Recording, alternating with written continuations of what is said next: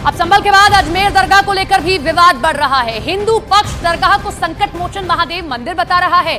जिला अदालत ने अजमेर दरगाह शरीफ में संकट मोचन मंदिर होने से जुड़ी याचिका पर अजमेर दरगाह कमेटी, अल्पसंख्यक मंत्रालय और एएसआई को नोटिस जारी किया है, जिसे लेकर दोनों पक्षों में विवाद बढ़ गया है। ये बड़ी खबर आप देख रहे हैं। संभल में किस तरीके से वो विवाद हुआ, पत्थरबाजी हुई, वो तो आपने देखा ही, लेकिन अजमेर की ये दरगाह बहुत प्रसिद्ध दरगाह है, दूर दूर से लोग यहाँ मत्था टेकने आते हैं। अब इसको लेकर भी विवाद है। दरअसल हिंदू पक्ष जो है वो दरगाह को संकट मोचन महादेव मंदिर होने की बात कह रहा है। जिला अदालत ने अजमेर दरगाह शरीफ में संकट मोचन मंदिर होने से जुड़ी याचिका पर अजमेर दरगाह कमेटी जो है, अल्पसंख्यक मंत्रालय है, एएसआई को नोटिस जारी किया है, जिसे लेकर दोनों पक्षों में विवाद बढ़ गया है। ऑल इंडिया दरगाह काउंसिल के चेयरमैन सैयद नसरुद्दीन चिश्ती ने अजमेर दरगाह में मंदिर होने के दावे को पूरी तरह से अफवाह बताया। साथ ही पीएम मोदी से वर्शिप एक्ट को और सख्त करने की अपील की है।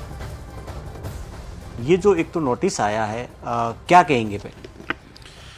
देखिए, न्यायालय में जाने का अधिकार सबको है। न्यायालय में सिविल वाद प्रस्तुत किया गया है हिंदू सेना के अध्यक्ष द्वारा, और उसमें न्यायालय ने उचित समझा उसको, तो उसको सुनवाई हेतु निहित किया गया है 20 दिसंबर को, और 3 उन्होंने पार्टीज को नोटिस जारी करवाए, जिसमें दरगाह कमेटी है जो यहाँ की statutory body under the act Dargah Khwaja act काम करती है, माइनॉरिटी मिनिस्ट्री को और आर्कियोलॉजिकल सर्वे ऑफ इंडिया को। इसमें एक इम्पॉर्टेंट बात यह है कि अजमेर दरगाह के जो आध्यात्मिक प्रमुख हैं, मेरे वालिद ज़ैनुल आबिदीन साहब, हम लोगों को पार्टी नहीं बनाया गया, सज्जादा नशीन साहब को, और ख्वाजा का वंशज मैं खुद आपके सामने बैठा हूँ, खुद भी हम वंशजों किसी को पार्टी नहीं बनाया। ये एक नई परिपाटी डाली जा रही है कि आए दिन देखने में आ रहा है कि हर इंसान खड़ा हो रहा है पब्लिसिटी के चक्कर में, या कुछ षड्यंत्र है जो भी है XYZ, और उंगलियां उठाई जा रही है। कभी किसी मस्जिद के लिए कहा जा रहा है कि इसमें मंदिर था, कभी किसी दरगाह के लिए कहा जा रहा है इसमें मंदिर था। ये सब आधारहीन बातें हैं और ये समाज को बांटने की बात की जा रही है। इसका देश हित में ये बिल्कुल गलत है, देश को गलत दिशा में ले जाया जा रहा है। तो मैं समझता हूँ कि इस सब चीज़ों से बचने की बहुत सख्त ज़रूरत है। और ये जनाब इस किताब का हिस्ट्री में जिक्र कर रहे हैं, हरविलास शारदा जी की किताब है 1910-12 की, उस किताब की कोई ऑथेंटिसिटी नहीं है। के ऊपर डिटेल है, उसके अंदर कहीं हवा नहीं है। तो ये नई कंट्रोवर्सी सिर्फ एक किताब के अंदर लेकर के 2 वर्ड को ये कर दी गई, ये कहां तक जायज है, ये कोर्ट को देखना है। और the place of worship preservation act number 42 1991 का सेक्शन 2C और 3 वो क्लियर है कि 15 अगस्त 1947 को इंडिया के अंदर जितने भी रिलीजियस प्लेसेस एग्जिस्ट कर रहे थे, उन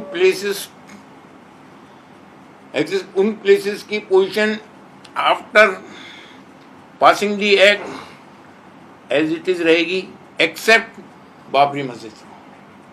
बाबरी मस्जिद को उन्होंने उस परव्यू से बाहर रखा।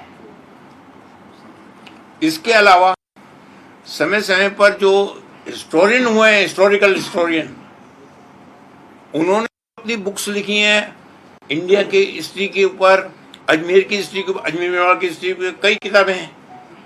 जितने राणा सांगा जी का यहाँ पर वो हुआ, बाबर जब आया, मुगल जब आए तो वो आए 1526 के अंदर, और गरीब नवाज रहमतुल्लाह अलैह की तशरीफ आफरी हुई 1995 के अंदर। उनकी डेथ कब हुई? 1236 के अंदर। मुगल कब आते हैं? 1526 के अंदर। कितने साल का फर्क है? तो मुगलों ने यहाँ आकर के कुछ नहीं किया है। जो ये कंट्रोवर्सी की जाती है, साहब मुगलों ने कर दिया या मुगलों के वंशज,